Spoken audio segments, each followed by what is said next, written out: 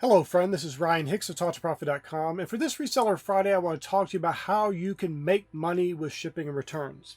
Now, a lot of this will be applying to eBay mainly, but it applies to all platforms you can sell on. There are obviously variables like on Poshmark, for example, there aren't returns, and people can technically return, but basically Poshmark just tells somebody if you don't like the item, reposh it. Go ahead and list it yourself and sell it. You can't return it. And platforms like Mercari have a shorter return policy, but there are a number of things you can do that you can make profit in even a return, which looks like a negative situation.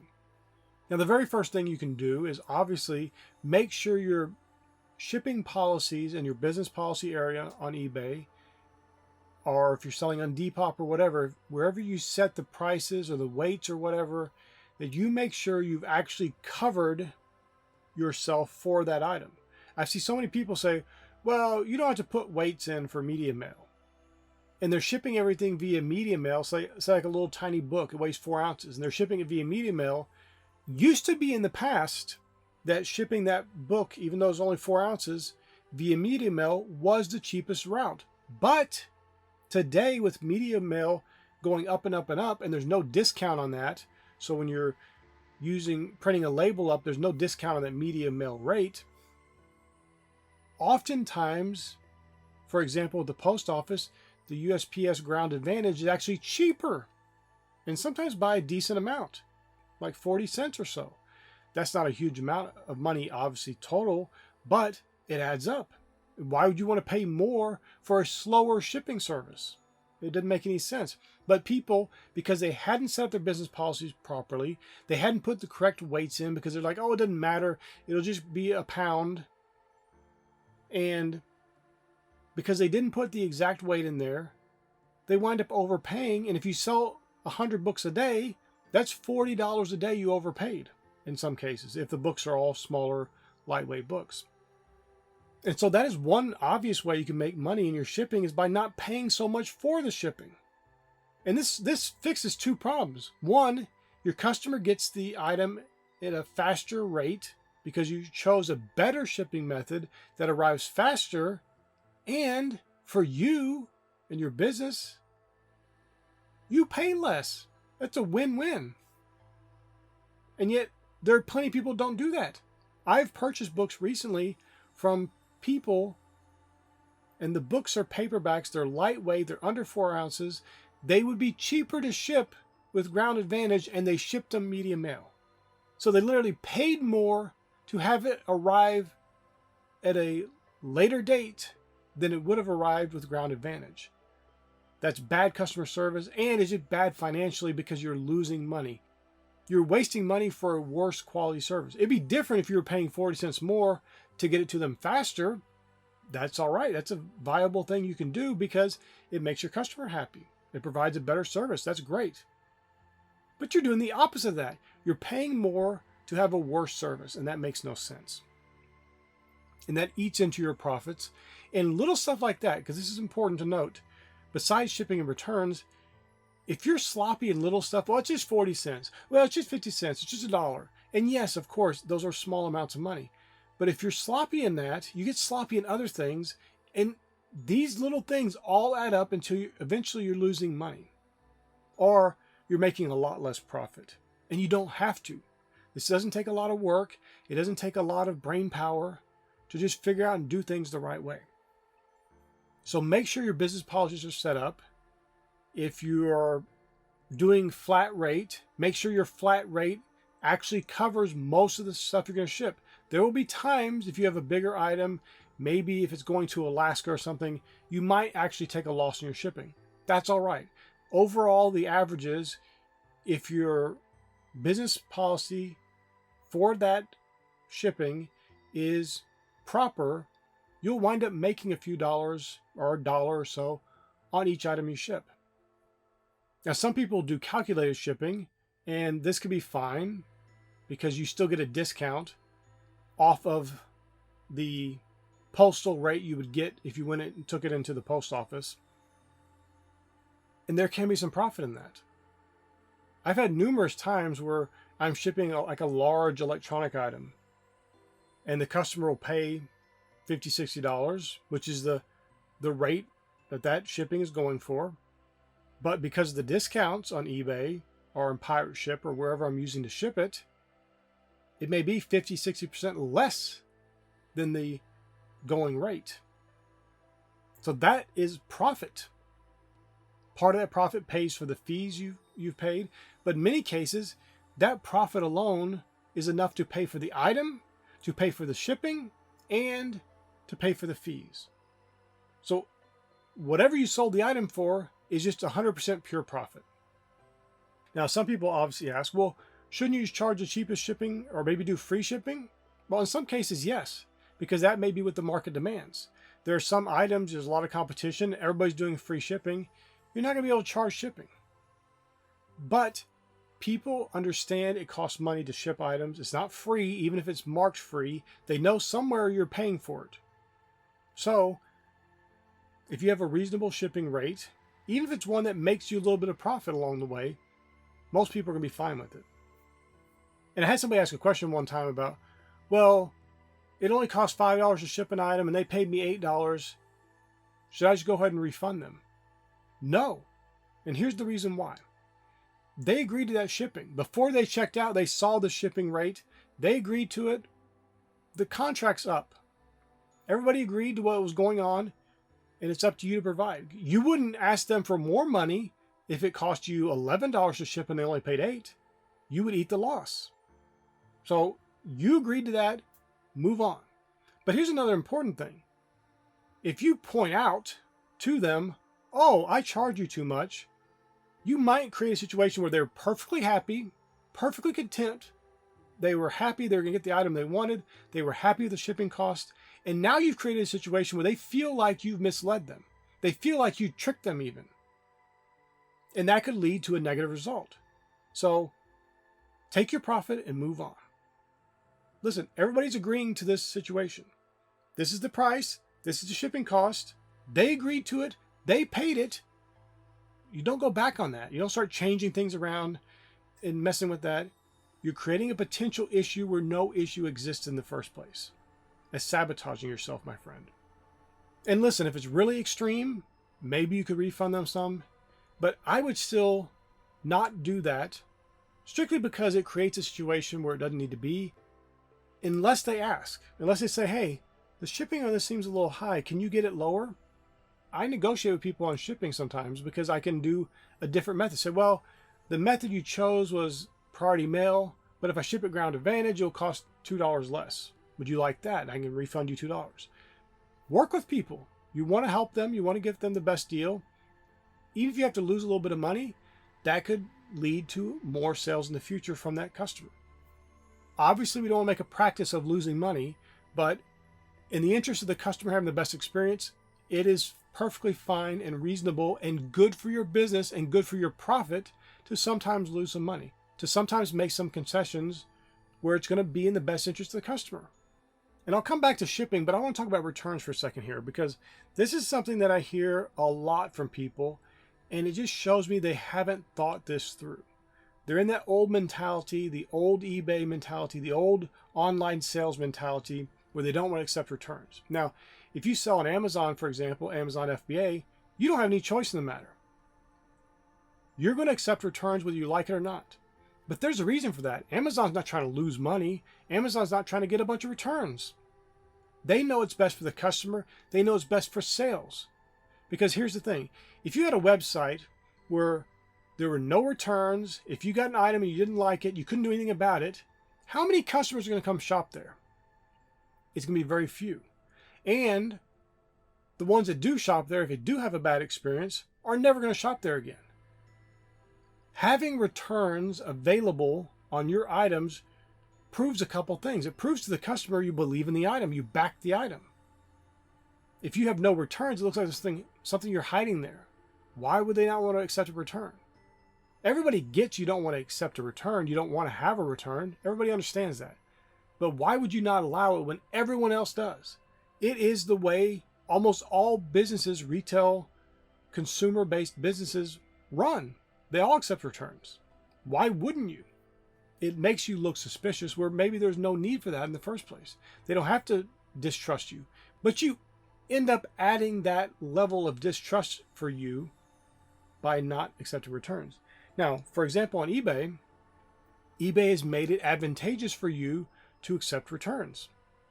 But before I go into that, I need to emphasize something that on eBay, for example, even if you put no returns accepted, all the customer has to do is say this is not as described, and you have to pay for the return anyway. So your no returns only stops those people who actually read to see that you had no returns and actually are ethical enough to not open a return. And here's the thing. If they feel like they've been misled, if they feel like the product is not what you said it would be, it's not on them to not open a return because you said no returns. They feel like you've misled them. They feel like you were doing something sneaky in the first place by not having returns. That must be why they didn't want to have returns, because the product had this problem or that problem. So they have no reason to work with you and be gracious toward you because you've made it look like you've tried to run a scam on them or something. And of course, that's not what you're trying to do, but many customers believe that. And some customers have had bad experiences where a seller was trying to scam them. They don't know you from anybody unless they've bought from you in the past. And so there may be a lack of trust there. And when you do not allow returns on your items, it makes you look even less trustworthy. So understand that even if you think you're getting away with something, you're not going to have to accept returns. It doesn't mean anything. All they have to do is say, this is not as described, and they get a free return courtesy of you paying for the free return. And you got to refund the money. So you're going to lose the money either way. What would be ideal for you to do, and eBay has incentivized this, they give you credits on all final value fees for items that were with free returns accepted. And it benefits you. There's also benefits to feedback protection. There's benefits to being able to refund only 50% of an item purchase price instead of the full amount when you get the return. That's where you can make some money. Now, I'm not telling you to do that in every single item, but if somebody returns a brand new TV and it's not brand new anymore, you can't sell it for that new price anymore. And so you can deduct up to 50% of the purchase price and only refund them 50%. That's huge because most people take a return, they eat a full loss, and they can't even sell the item for the full price because it's been opened now. But I want to address a way that shipping and returns can work together to make you profit. If your business policy, your shipping policy within your business policy section on eBay, for example, is a flat rate, and the flat rate is enough to give you $1 or so profit, maybe more, per item that sells. Over the course of a number of items, you've made enough profit just on the shipping cost alone to cover any return you could possibly get. So instead of getting mad about a return, fighting the customer over a return, or doing anything like that, and I get it, some customers are trying to manipulate you, they're trying to get an extra few dollars out of you and trick you out of money. I get it, things like that happen. Here's the thing, most customers are not that way. And if you're getting a lot of customers like that, you might need to look into what are you doing as far as what are you selling? Is it an item that is attracting these bad customers? But I'm going to tell you something I noticed. When I turned on free returns on my items, on every single item I have, it was a test I was running at first because I did not know how this was going to play out. Is this going to be a terrible experience where all of a sudden my return rate goes from 1.5% or so up to 10% or 20% even? Who knows? I didn't know it was going to happen. But you know what happened? My return rate stayed the same and went down a little bit. Now, I don't know this for a fact. This is speculation on my part, but it makes a lot of sense to me, is that when I started being a better quality seller by offering free returns, which is a better experience for the customer, eBay started sending me better quality customers. Customers that aren't returning stuff all the time. Customers that aren't constantly having problems and disputes and all kinds of issues and leaving negative feedback. eBay knows all these different data points on the buyer. And so I think that a lot of these problematic buyers, or buyers that constantly having problems with their sellers, and it's not obviously the seller's problem, the seller didn't obviously do something wrong, I think eBay's funneling that traffic to the worst sellers, the sellers who aren't doing free returns, the sellers who aren't doing this and that, the sellers who are shipping slowly, the sellers who are not the best. And for us better sellers who are doing everything right and trying to provide the best experience to the customer, they're sending us the premium traffic, the premium customer, the premium buyer who doesn't have all those problems. And I've been doing free returns for years now, and my return rate is super low. It's way lower than it was when I started. And it's important to add that I sell a lot of electronics, vintage electronics even. Now, of course, I describe them very, very well. I undersell them, meaning I don't act like it's the most perfect thing in the world. And that's one of the things I would suggest. eBay has an AI description writer. Do not use that on used items, because the way it can make the item sound is too good. You create this expectation that is more than the item can actually meet. It's very good. It's written very well. I had a seller I was talking to, and they said, but the description is very good. The AI produces a really good description. Yes, it does, but it's not good for you as a seller, and it's not really good for the buyer because, in my opinion, this is just opinion, of course, but it makes the item sound too good. It could create in the person's mind an expectation of something that's not there, or an experience that they're going to get from the item that is not going to happen. And in that case, it's more likely that you're going to get an item that is described because the way it was described is too good, especially on a used item. On a new item, it's a little different, but on a used item, it may have a few flaws here and there, and those can be very subjective, where to one person, oh, that's no big deal. To another person, that's horrible. So keep yourself safe, and maybe, at least as it is now, don't use the AI description maker. Or if you use it, and of course you should do this anyway, if you're going to use it, then make sure that you reword the description and make sure it's better and more accurately aligned with the actual product you're selling. Because you don't want to have it come across in a way that could be misrepresenting the item to be better than it really is. And even if the AI wrote it, you can't blame eBay. You can't blame eBay's AI description writer, because you're the one that clicked submit. You accepted that. You clicked sell item. That's all on you. And I'm going to leave you with a few things about shipping. One of the things is that depending on what you're shipping, one of your expenses in the shipping, obviously besides the postage, is the packaging cost. Well, one of the things you can do is get free boxes. People get all kinds of boxes because they're getting all kinds of stuff shipped to them every day. You can reuse your own boxes. You can use friends and family member boxes. There are plenty of ways of getting free supplies. You can even check local marketplaces and find free poly bags, free boxes, free packing materials. Those things pop up. You can get that stuff for free. Now, at some point, if you're shipping enough, it may not be worth your time to go hunt those deals down because your time is so valuable that it costs you more to go get those free items than if you just bought them yourself and worked during that time you would have been hunting down those deals. Another thing that's important to keep your shipping costs down is potentially labor costs. Now, if you don't have any employees, you may think this doesn't affect you, but it does, because your own labor has a cost to it. If you're wasting time in your shipping process that you could be listing another item, you're making less money doing the shipping process.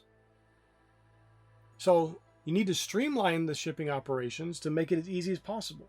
Now, one way you can do this that many companies do is by niching down, getting into one main area of sales.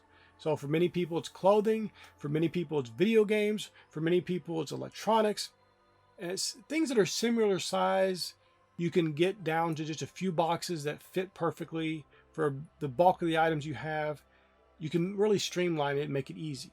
If you have to pack 20 different size boxes and all kinds of different packing materials and all this stuff that can make it a lot harder, make things take a long time, and that costs you money. There are items I don't even buy because they cost too much money in the shipping.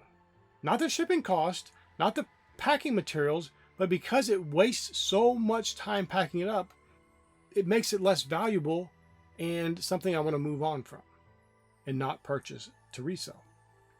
Now, you can also use data analytics, and one of the simplest things is to watch what category of items are you getting the most returns in.